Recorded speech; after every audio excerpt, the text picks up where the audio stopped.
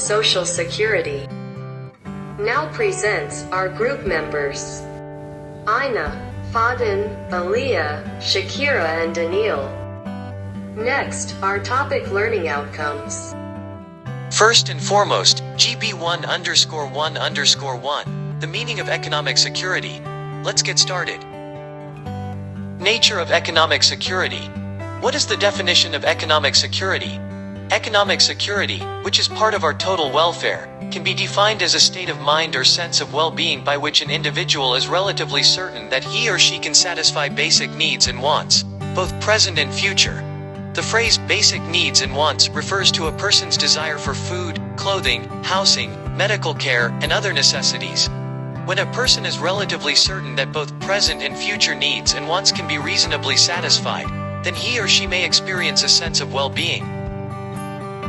Next, let's move on to the key factors in attaining economic security. In analyzing the preceding concept of economic security, 4 points must be kept in mind. First, as stated earlier, money income is a key factor in attaining economic security. The income, however, must be continuous. Second, although money income is a critical factor in attaining economic security, real income must also be considered. Real income refers to the amount of goods and services that can be purchased with money income. Third, economic security is relative to the standard of living enjoyed by others. As the standard of living enjoyed by others changes over time, the concept of economic security will also change. Last but not least, for most people, economic security requires the receipt of money income that is above the poverty or subsistence level of living. Poverty can be defined as an insufficiency of material goods and services by which the basic needs of individuals or families exceed their means to satisfy them. Malaysia's poverty rate equals 3.8%. Malaysia's gross domestic product (GDP) equals 27,200 United States dollars. Let's look at the second subtopic, which is GB1_1_2, the meaning of economic insecurity. What is economic insecurity? Then what is the differences with the previous one? Economic insecurity is the opposite of economic security. That is, the sense of well-being or state of mind that results from being relatively able to satisfy both present and future needs and wants is lacking. Instead, there is considerable worry, fear, anxiety, frustration, and psychological discomfort. The need for money to pay current bills is a constant problem.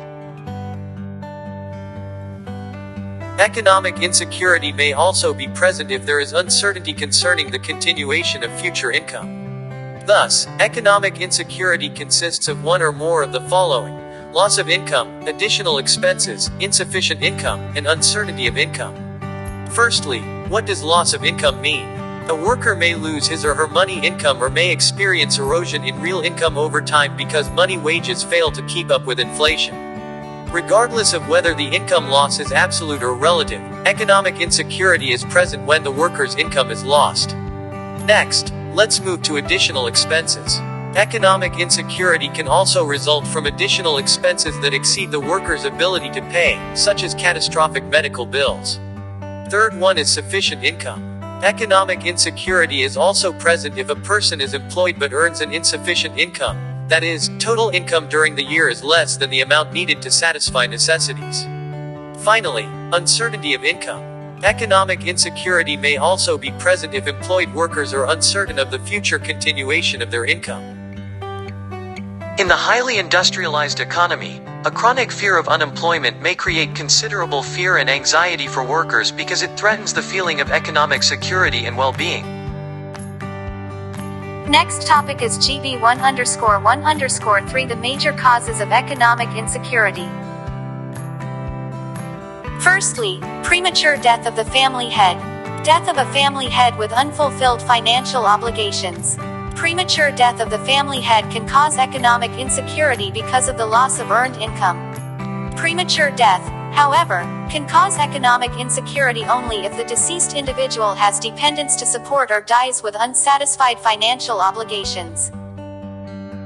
Next, old age. When older workers retire, they lose their earned income. Unless they have accumulated sufficient financial assets on which to draw, or have access to adequate replacement income from other sources. Most retirees are not poor. Considerable economic insecurity was present because of insufficient income, poor health, and sizable medical bills. Many elderly require long-term custodial care in nursing homes, and the financial burden is staggering. Thirdly, poor health. The problem of poor health includes payment of catastrophic medical bills and the loss of earned income. Many sick or disabled people experience economic insecurity even if they have health insurance. A severe illness or injury also results in the loss of earned income. In cases of long-term disability, there is a substantial loss of earned income. Medical expenses still continue. Savings often are depleted, employee benefits may be lost or reduced, and someone must care for a permanently disabled person. Fourth, unemployment. The severe recession was caused by numerous factors. A housing bubble broke, and foreclosures increased sharply. The subprime real estate market collapsed. Regardless of the cause, extended unemployment can bring about economic insecurity in at least 3 ways. 1. Workers lose their earned income and employee benefits. 2. During economic downswings, many firms reduce the number of hours of work or the number of work shifts. 3. If the duration of unemployment extends over a long period, past savings and unemployment compensation benefits may be exhausted. Substandard wage is any wage below the minimal level required for workers to support their families and themselves. If family heads are paid at that rate for any extended period, they will not be able to appropriately support themselves and their families since wage rate paid is so low. The federal minimum wage of $7.25 per hour is an example of a substandard wage. The worker and his or her family will be living in poverty if a family head with multiple dependents is paid at that rate for an extended length of time. Another cause is inflation. Real income declines and economic security is threatened if consumer prices rise at a faster rate than money income. When prices rise quickly, it usually hurts the workers whose wages don't keep up. The rising inflation hurts family heads who only receive the federal minimum wage very badly. The cost of food, housing, gasoline, work expenses, medical care, utilities, and other necessities will often increase substantially. Then, in order to survive, the working poor are forced to face the uncomfortable choice of spending more of their limited salaries on these needs. Natural disasters such as floods, hurricanes, earthquakes, tornadoes, forest and grass fires can cause enormous property damage, as well as a great number of fatalities. The increase in economic insecurity is substantial. Natural disasters result in the death of people and the ensuing loss of revenue not only to the stricken families, but also to property damage. Losses are catastrophic. Families are forced to relocate and often become homeless, property damage from floods and earthquakes, and so on. Next, children born outside marriage. According to the National Center for Health Statistics, unmarried women accounted for about 40% of the births in the United States in 2007. Between 1980 and 2007, the proportion of births to unmarried women has more than doubled. Cohabiting couples who are not married may be responsible for some of the significant increase in unmarried births. Unmarried teenage mothers frequently do not receive child support payments from the father and typically do not have marketable skills that would enable them to obtain high-paying professions. Personal factors. Personal issues can affect a person's ability to form close bonds with others. Some people are spendthrifts who never put money aside for emergencies and frequently pay their debts and payments late or not at all. Some are also greedy, imprudent, and make unwise investments. The first personal factor that contributes to economic security is divorce. Research studies generally show that many divorced women experience a significant decline in money income after the divorce occurs. Second is alcohol and drug addiction. Substance abuse can cause serious health problems and is an important causal factor in suicide, auto accidents, or homicides.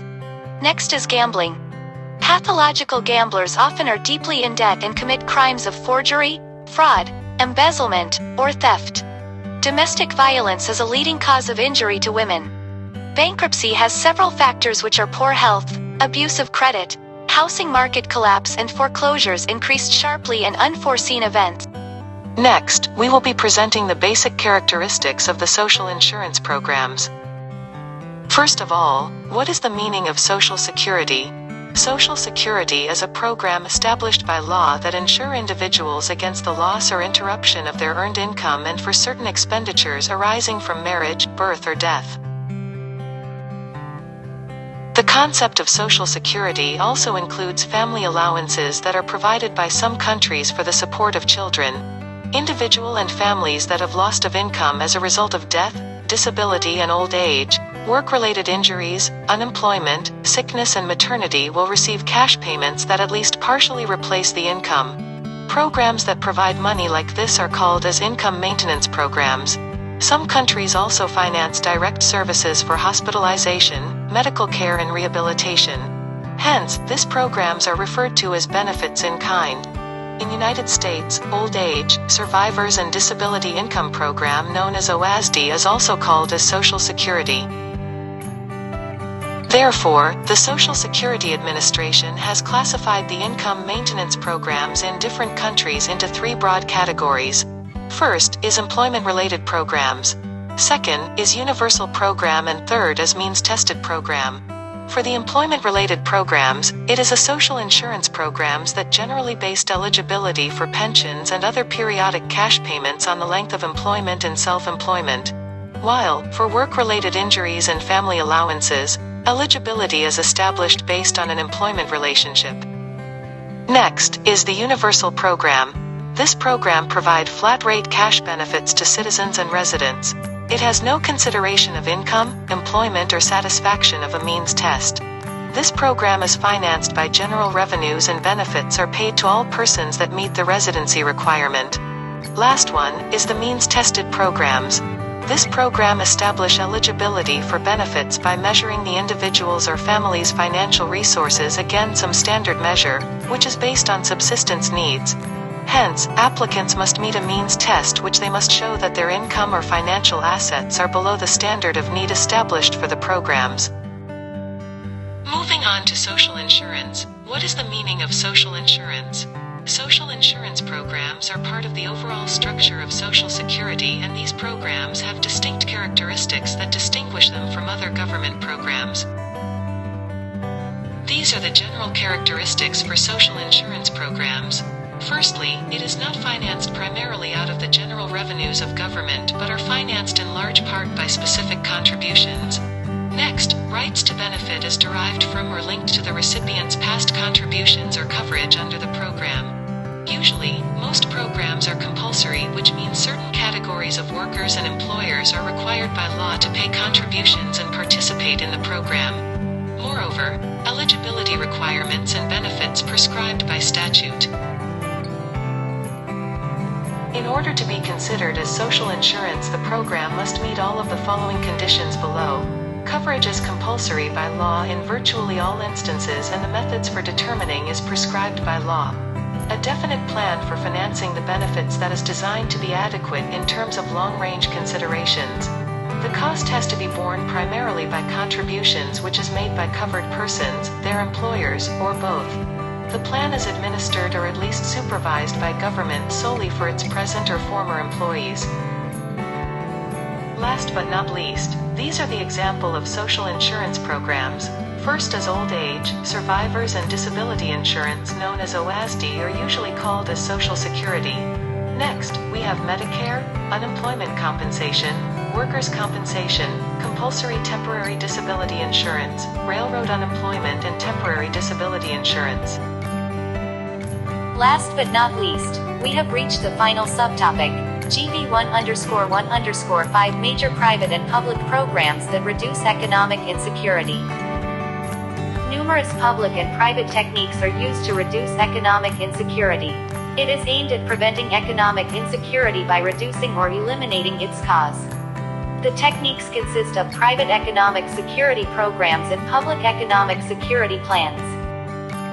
Let's take a look at private economic security programs.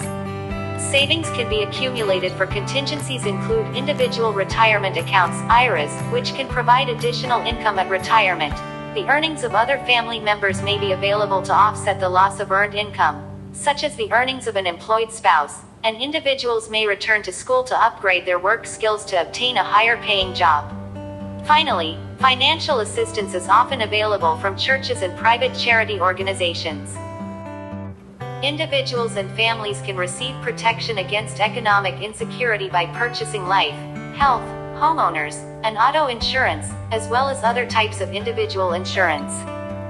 Individuals and families also receive protection against economic insecurity from employer-sponsored group life and health insurance plans, employer contributions to tax-advantaged retirement or 401k plans, and severance pay and other benefits when there is a major reduction in employment. In addition, a corporation may use certain employment stabilization techniques, such as work-sharing arrangements.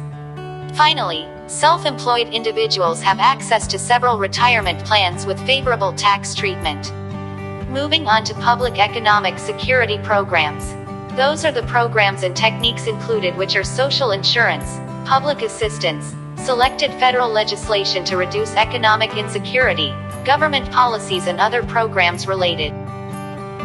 Government combats economic insecurity in the public sector in several ways. First, social insurance and public assistance programs are used to alleviate the economic insecurity from social risks. Second, the government may enact specific legislation to reduce economic insecurity from specific risks.